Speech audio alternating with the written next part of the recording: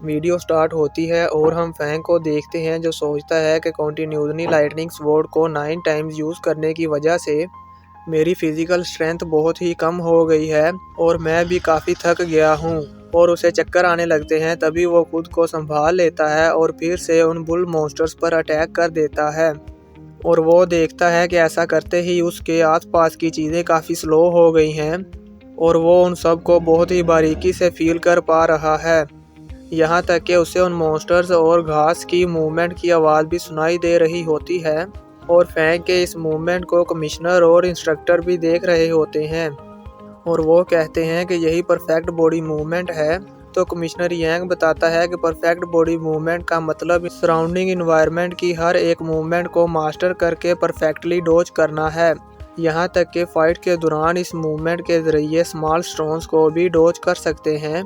और हम फैंग को देखते हैं जिसने 30 मिनट का चैलेंज सिर्फ 21 मिनट में ही पूरा कर लिया था। तो कंप्यूटर फैंग को कॉन्ग्रेचुलेशन कहता है।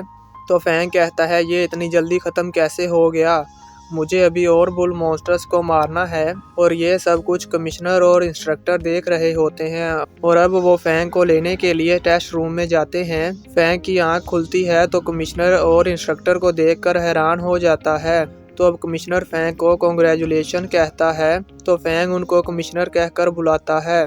तो कमिश्नर उसे कहते हैं कि मुझे कमिश्नर नहीं बल्कि अब तुम मुझे टीचर कहकर बुलाओगे और बताते हैं कि वो इलाइट ट्रेनिंग कैंप में टीचर हैं। ये सुनकर फैंग हैरान हो जाता है तो इंस्ट्रक्टर उसको कहता है कि तुम 2 नंबर्स को अपनी आईडी के तौर पर चूज़ कर सकते हो। तो वो कहते हैं कि आज 29 मार्च 2057 को तुमने कैंप ज्वाइन किया है, इसीलिए तुम्हारे पहले 4 नंबर्स 5074 हैं और अगले 2 नंबर्स तुम खुद चूज़ कर सकते हो। तो ये सुनकर फैंग को एरिया 003 में जैंग की का एक्सीडेंट याद आता है और उसे HR अलायंसेस के मैनेजर की वाटर ऑफ लाइफ वाली बात याद आती है और फिर उसे याद आता है कि यू जिनकी बर्थडे भी 3 फरवरी को होती है, इसीलिए वो 03 को चूज़ करता है। और हम देखते हैं कि ब्लैक ड्रैगन के आगे जो नेम डिस्प्ले हो रहे थे उनमें फैंग का नेम भी आ जाता है और उसका रैंक 183 पर होता है। अब व्यू चेंज होता है और हम बहुत ही खूबसूरत विला को देखते हैं जिसमें ली याओ होता है जो अपनी स्वॉर्ड को साफ कर रहा होता है और फिर वो उस स्वॉर्ड को मैप पर एरिया 003 की तरफ पॉइंट करता है जिससे हम उसके अंदर बदले की आग को देख सकते हैं। तभी वहाँ पर वेनिना आती है और वो ली याओ के सामने आईडी रखती है। तो ली याओ देखता है कि उस आईडी पर इलाइट ट्रेनिंग कैंप के स्टूडेंट फैंग का नेम है। तो ये देखकर ली याओ वेनिना से पूछता है कि ये क्या है। तो वेनिना बताती है कि HR अलायंसेस को अभी न्यूज़ मिली है कि फैंग ने इलाइट ट्रेनिंग कैंप का एंट्रेंस टेस्ट पास कर लिया है, इसीलिए वो उसे अपनी साइड सीड्यूस करने का सोच रहे हैं। तो ये सुनकर ली याओ कुछ सोचकर कहता है कि अगर मैं सही हूँ। तो वेनिना सर्च करते हुए कहती है बिल्कुल ये भी उन्हीं सस्पेक्ट में से है जिन पर हमें ली वुई को किल करने का शक है। और तभी हम स्क्रीन पर फैंग की पिक्चर को देखते हैं। तो ली याओ फैंग की आईडी से उसकी इन्फॉर्मेशन देखते हुए कहता है कि ये 19 ईयर ओल्ड है और जूनियर लेवल वॉरियर है और क्या ये स्पिरिट मास्टर भी है। तो वेनिना कहती है कि ये कन्फर्म नहीं है कि फैंग स्पिरिट मास्टर है भी या नहीं। ली याओ कहता है कि वो इलाइट ट्रेनिंग कैंप में इंटर कर चुका है तो इसका मतलब कि वो ली वुई से काफ़ी स्ट्रॉन्ग है और कहता है कि ये हमारी सस्पेक्टेड लिस्ट में सबसे मेन होगा। और वो वेनिना से पूछता है कि क्या तुम इलाइट ट्रेनिंग कैंप में किसी को जानती हो। तो वेनिना कहती है हाँ। और हम देखते हैं कि वेनिना ने जो स्पाइडर मॉडल में रखी थी उसे एक स्कॉर्पियो किल कर देता है।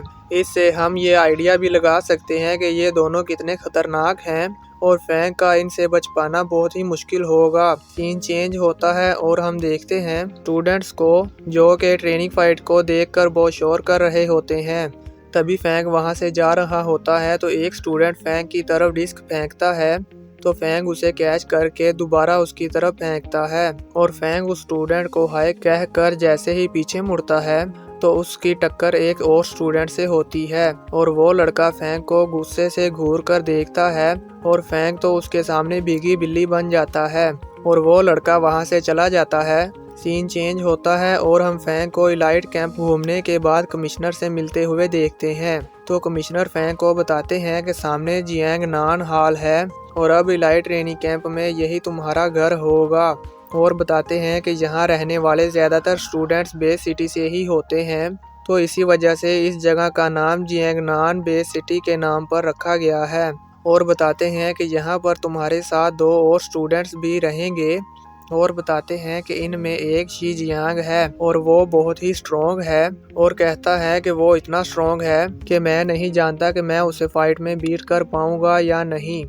और कहते हैं कि तुम्हें उसके साथ अच्छा रिलेशनशिप रखना चाहिए क्योंकि ये तुम्हारे लिए बहुत ही अच्छा रहेगा। तो फैंग हैरान होते हुए पूछता है कि क्या आप भी उसे बीट नहीं कर सकते। तो कमिश्नर बताता है कि मैं उसे हरा नहीं सकता क्योंकि वो इलाइट ट्रेनिंग कैंप में टॉप 5 स्टूडेंट्स में से है, और बताता है कि कैंप में टॉप 13 स्टूडेंट्स को गॉड ऑफ वार जितना स्ट्रॉन्ग कहा जाता है, और वो टाइटल के लिए अप्लाई करना पसंद नहीं करते क्योंकि उससे उन्हें ग्रेजुएट कर दिया जाएगा। तो अब हम शी जियांग को देखते हैं जो बिल्डिंग के टॉप पर खड़ा होता है, और फिर हम फैंग की दूसरी टीममेट को देखते हैं जो कि एक गर्ल होती है और उसका नाम ज़ोरवो होता है, और वो प्रैक्टिस कर रही होती है। तो कमिश्नर उन दोनों से कहता है कि तुम अपने जूनियर फैंग से मिलो। तो ये सुनकर शी जियांग के साथ ज़ोरवा भी टॉप पर आ जाती है, और यहीं पर ये पार्ट ख़त्म हो जाता है।